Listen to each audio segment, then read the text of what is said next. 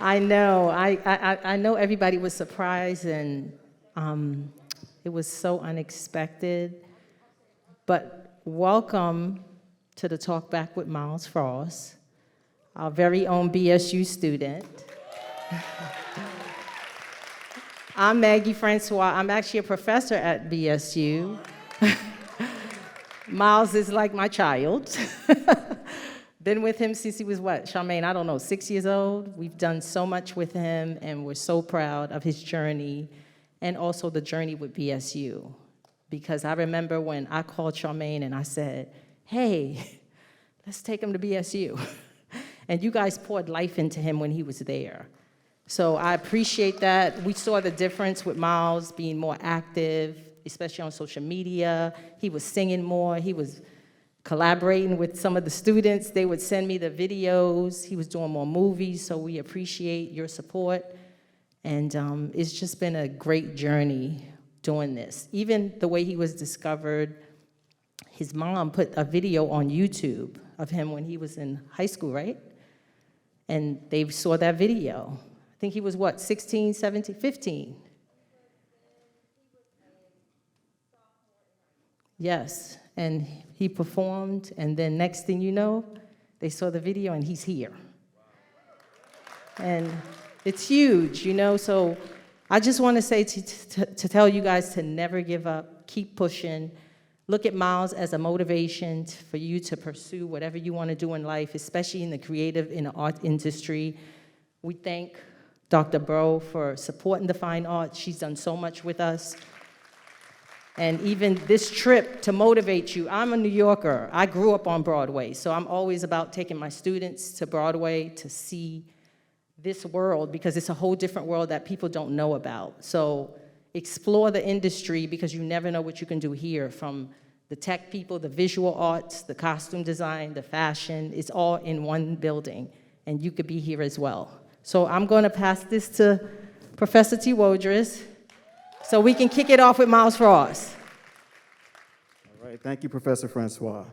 So again, my name is Teodros Markeshwa Williams. I'm the chairperson of the Department of Fine and Performing Arts, and I'm so excited to be here. I want to first, I'm sorry, y'all, my energy, I got to bring my energy level down after the performance because it was just so amazing. So I'm going to try to get your questions out without slipping my fanhood in real quick. So let's go ahead and bring Brother Myles Frost out.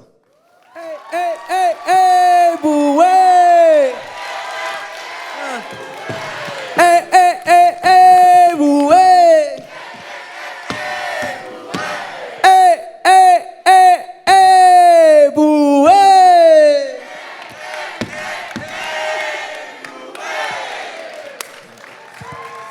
How y'all feeling? That's good, that's good. All right, so let's get into it.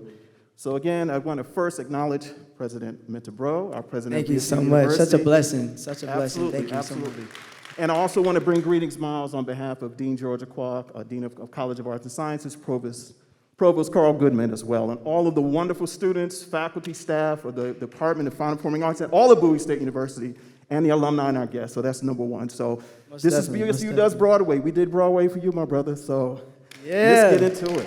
I appreciate everybody for coming out. I really do. It means a lot to me. So as a filmmaker, I follow a script. So let me just start with this very quick. So I met you a long time ago. I met you actually when you were working with Megamind. And you were working, actually I was doing the opening titles, and I was typing this name, Myles Frost, and I kept seeing your name over and over again. And this is with Tressa Smallwood, who was one of our BSU alumni, by the way. The film was called All In, and you played Shane, a young brother with autism. And so I knew you as an amazing actor, but what I saw today, it's just mind-blowing. So just kudos to you, and shout out to Tressa Smallwood and Megamind Media Productions. So, all right, so you're a regular, what I call Harlem Renaissance man. Get it, Harlem Renaissance man? You're a Harlem Renaissance man. We're in New York, we gotta say Harlem Renaissance. So we're gonna give you some series of questions from students. Okay. All right, so I'm just reading this in order. So Myles, I think we are, I'm very proud to be a Bulldog and witness this excellent performance. How did the opportunity present itself to you? Well, similar to what Auntie Maggie said, I did a video in high school. I did a talent show in high school, my junior year. And my mom was in the back with an iPad like this. with the flash on recording, and I did Billie Jean.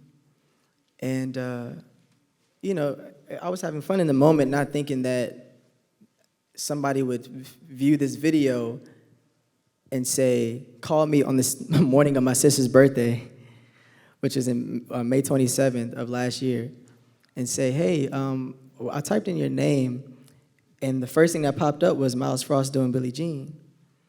And they were like, can you still do this, but sing better and dance better? I was like, yeah, what? I was lying because I hadn't done it since then.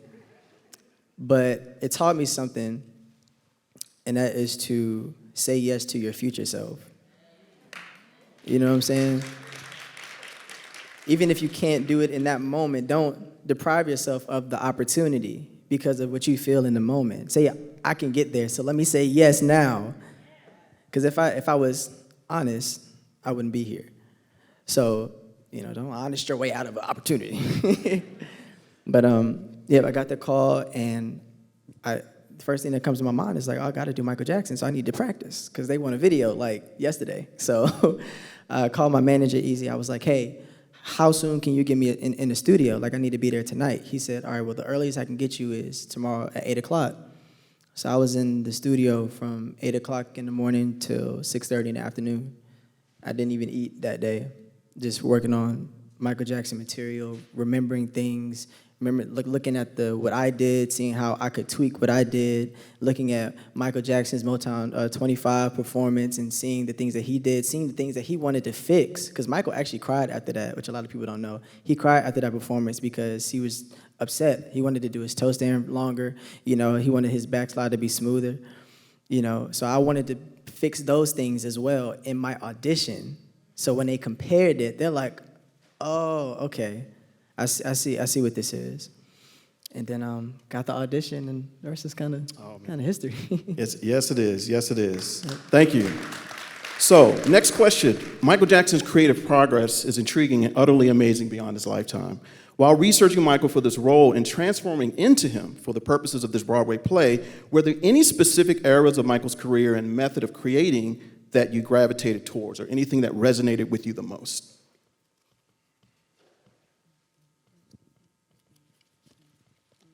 I think it wasn't a particular era, but it was the time where he made the decision to create Beat It.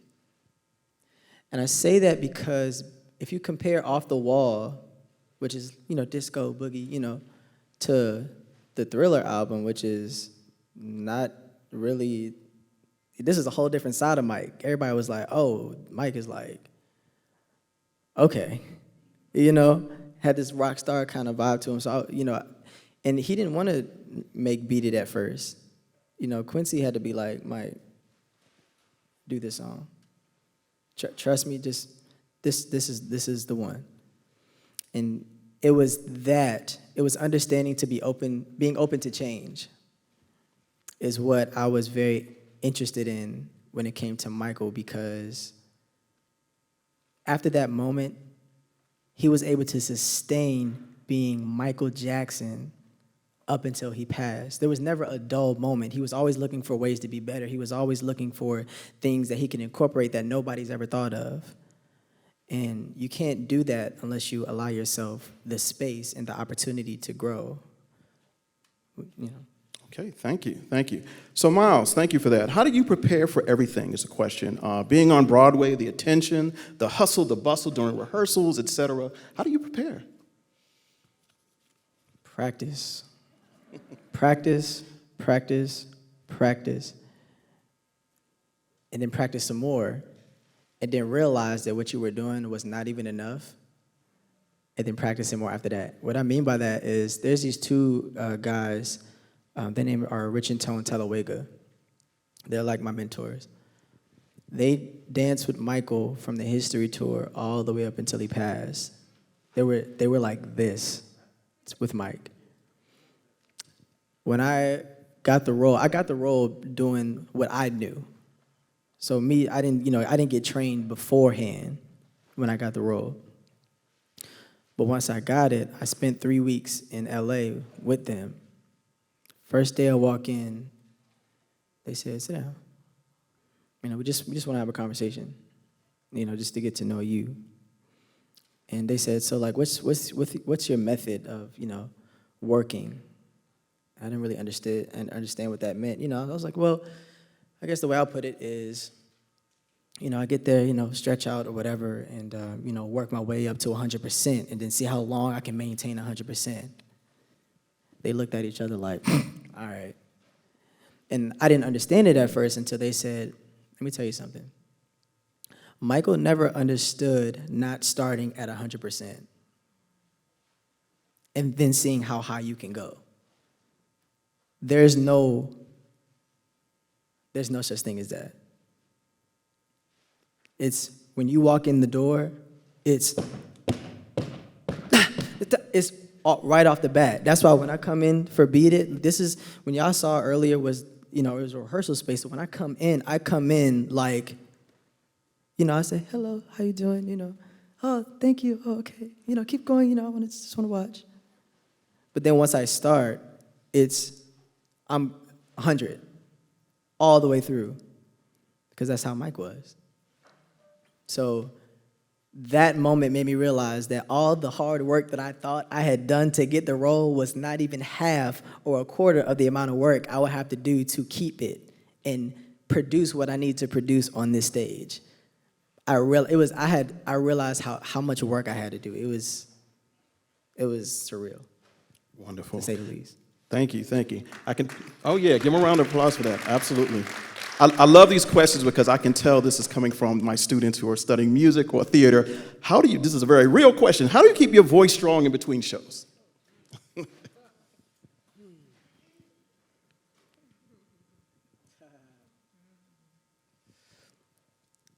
The easy answer is not to talk, right? But who can do that for a long, that's hard, especially if you're in my position where you have to talk to people. You gotta, because things have to get done. You have to tell people what you need so they can help you get those things done, But, I do vocal lessons 5 days a week, 4 days a week. Every morning, 9:30, I'm up. That's the first thing that's on my schedule usually. And, I warm up throughout the day, tea. I'll ask my mom. I always got tea on deck, always. I got some brewing. I got some already in my cup that I should have brought out here. But, you have to be responsible for your own maintenance because everybody else is expecting you to be. Because you're a professional now. Just because this is my debut doesn't mean that, oh, okay, we're going to help walk through, we're going to hold your hand through. No, you made it, be it. Learn it, know it. To put it in translation for my music artist, I'm also a music artist as well outside of this. You get a lucky break, you go to a record label, they're like, oh, boom, contract. Read it. Because they're expecting you to know to read it. If you don't read it, that's on you. They're not going to be like, okay, well, before you read it, we got some stuff in here that you might not agree with. So we just going to, no, that's not how that works. It's the same thing. Once you make it, you're a professional automatically. So you have to carry yourself like one. You have to act like one. You grow up very, very fast in this setting. But it's needed. It's a needed maturity. So once you get here, you're ready for it. Wonderful. Thank you. Great questions, by the way. Yeah, so Myles, how do you go about balancing school responsibilities among the pressure of auditioning and preparing for the musicals practice? So this kind of balance of school and music. You have to find it. You just have to trial and error. You have to find a system that works and sacrifice. Honestly, that's a word that people don't like to say because it's, you get chills, and it's never fun to sacrifice anything because you want to do everything. You want to be able to have fun and do this, but how serious are you? How bad do you want it? Like, during this process, like from June, that's kind of where my process started. From June to December, I didn't go out not one time. Maybe once. But that's how dedicated you gotta be, because you start to realize as you get into it, you start to realize who you're portraying. This is Michael Jackson. 95% of the people that come in here don't think I can do it. Which is fair. I would be, if I was in the opposition, I would be thinking the same thing. I'm like, all right, who is this thinking he can do Michael Jackson? This finna be another one of them, impersonators, whom I love and are inspired by a few of them. But I don't impersonate. I don't want to. I don't try to. That's not my job. My job is to provide the essence of Mike. And when it comes to, like I said, when it comes to school, it's really about trial and error, finding out what works. If you're a night owl and you can get those things done at night, I'm a night owl. That means I got to sacrifice partying because I do my best work then. I study the best then. So when I wake up, I retain that stuff better. If you're a morning person, like my sister, she can wake up and be like, all right, time to work. Let me get this out the way, boom, boom, boom, so I can have the rest of the day. I like to sleep. So it's just about finding what works for you and sticking to it. All right, thank you. Next question, last two here. How is attending an HBCU, specifically Bowie State University, help you to prepare for this opportunity and to get you where you are now? It allowed me to be free in who I was. Yeah. Because I'm not gonna lie, I wasn't at Bowie for all 4 years. I was at a school called Belmont University down in Nashville, coming out of high school because I got a scholarship or a partial scholarship there. And by my sophomore year, I was like, I want to go to HBCU because I feel like I need to. I wouldn't be able to forgive myself if I didn't. So I said, Mom, I want to go home. And, and also it just made more sense at the time as well because I was traveling back and forth from New York a lot. And it was getting costly to take that plane ride. So I came home and I didn't have to walk on eggshells, if you know what I mean. Thank you. And we're so glad you chose Bowie State University. Let me just say that, number one. Last question. So what advice would you give someone wanting to pursue a career on Broadway? And how would you advise someone to prepare for a Broadway audition? I'll answer the second one, then I answer the first one. How do you prepare for a Broadway audition? Nobody told me how to prepare for a Broadway audition. I didn't even know it was Broadway when I auditioned. My mindset going into the audition was that even if I don't get it, I'm gonna make it hard as hell for the person that gotta come after me. You see what I'm saying? You gotta be better than me. Cause I'm leaving it all, I'm leaving everything on that floor, on that stage, everything. I'm going. The judges or the whoever's I'm performing in front of are going to they're going to think about me as the standard for every other audition. That's how you prepare for a Broadway audition. You have to know that you are the best going into it, and that even if you're not, it's not because you're not better. It's because you're not what they're looking for, which has nothing to do with you. Absolutely nothing. If God said no, it's just not that.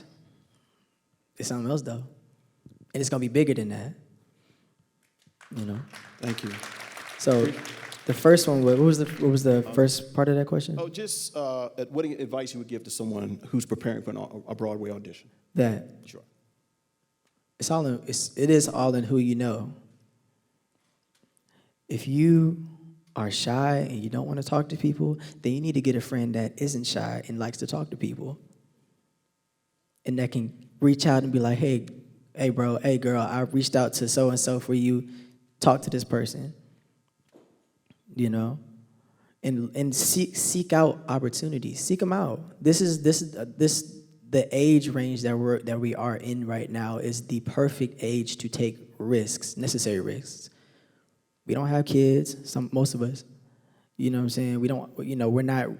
Most of us don't have somebody depending necessarily on us to make stuff happen. Follow what you want to do. Take that risk.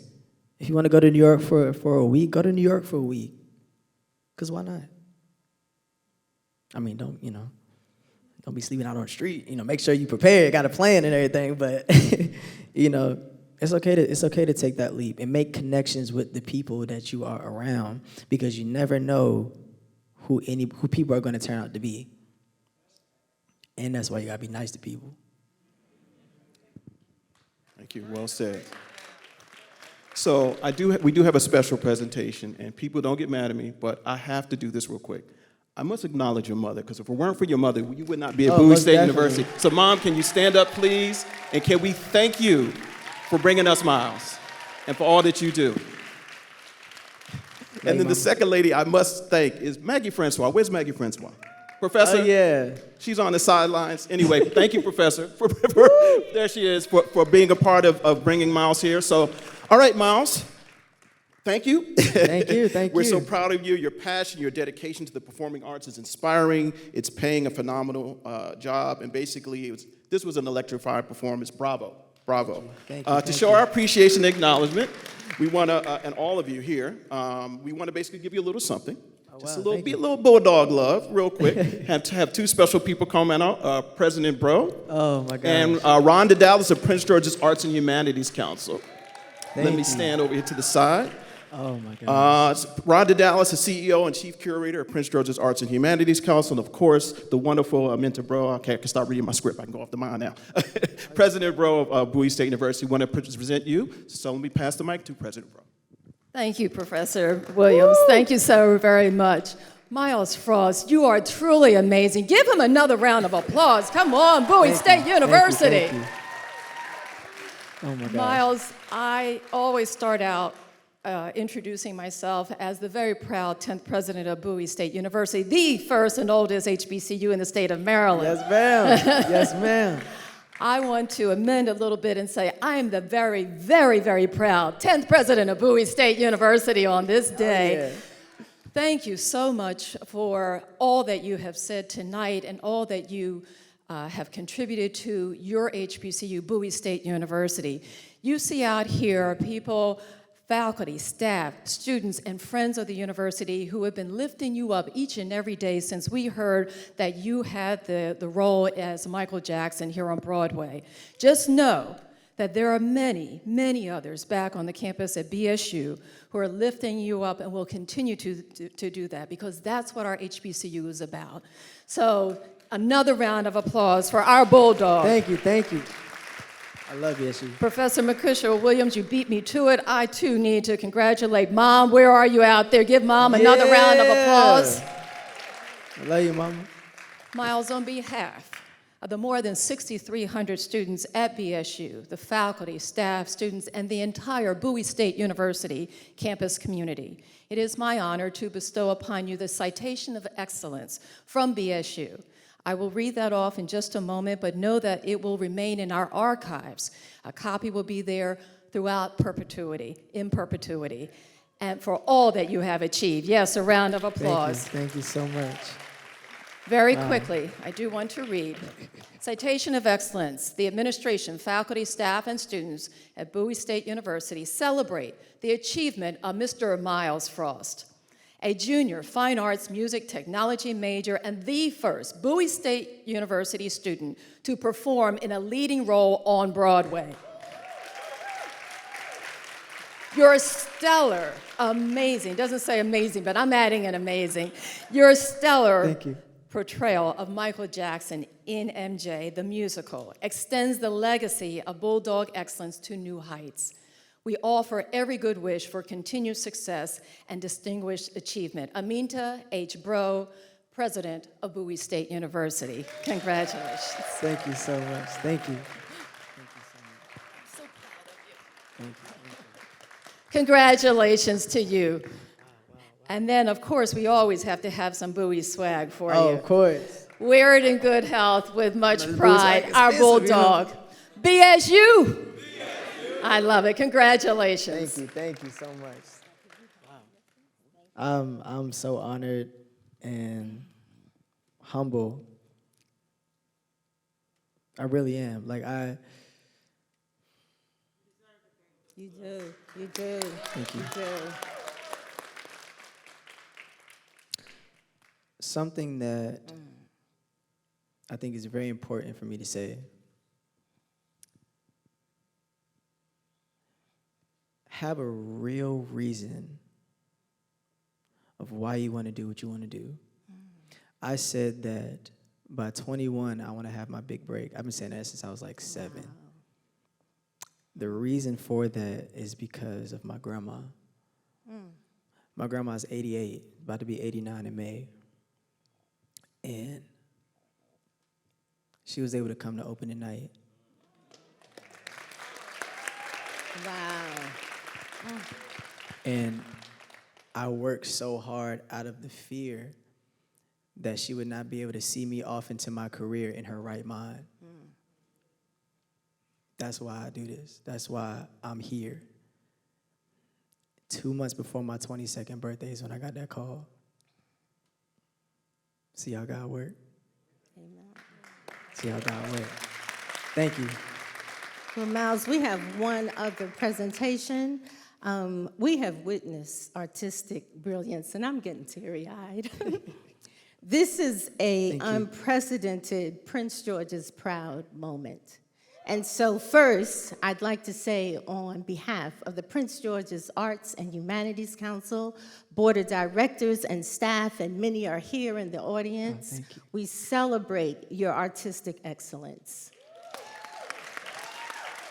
And second, I am honored to present this proclamation to you from our county executive, Angela Alsabrooks, and it reads, whereas the office of the county executive for Prince George's County, Maryland, acknowledges the distinguished artistic career and accomplishments of Myles Jermaine Frost, a highly talented and professionally trained actor, pianist, singer, songwriter, dancer, music producer, and audio engineer, who is portraying the lead role of pop star Michael Jackson in the Broadway show MJ the Musical.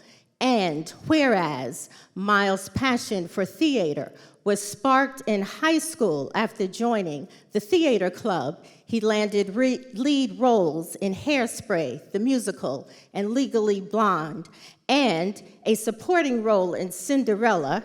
Recently, Myles has entertained audiences on NBC's The Voice, Season 13, and Netflix Family Reunion, Seasons 1 and 2. In the fall of 2021, Myles appeared in the biopic movie Big 50, the Delronda Hood story, as Clarence, released on all BET Plus streaming platforms. And whereas in 2020, Myles released 2 EP singles titled No Sleep and Dangerous, which reached over 17,000 streams worldwide.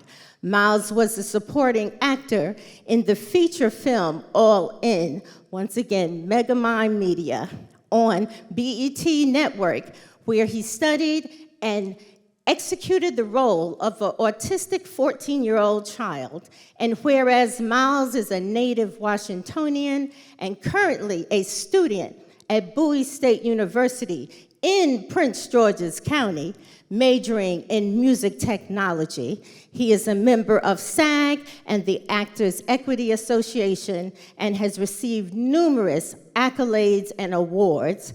Now, therefore, I, Angela Alsabrooks, County Executive for Prince George's County, Maryland, do hereby proclaim the 27th day of March, 2022, as Myles Jermaine Frost Day in Prince George's County.